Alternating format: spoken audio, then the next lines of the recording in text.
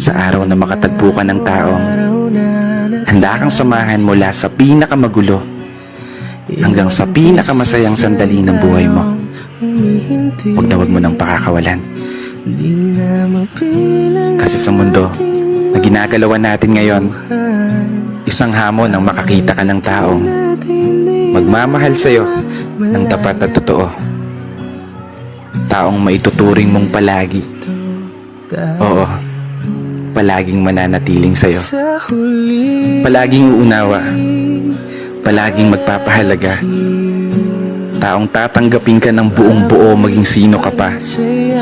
Ano man ang estado mo sa buhay o kulay ng paa.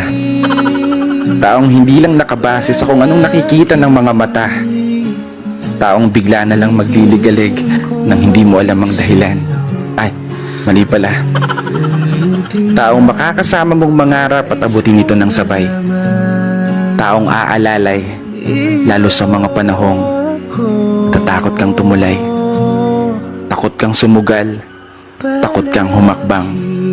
Pinanghihinaan ng loob sa pagkakataong hindi umuugnay ang mga plano at gusto.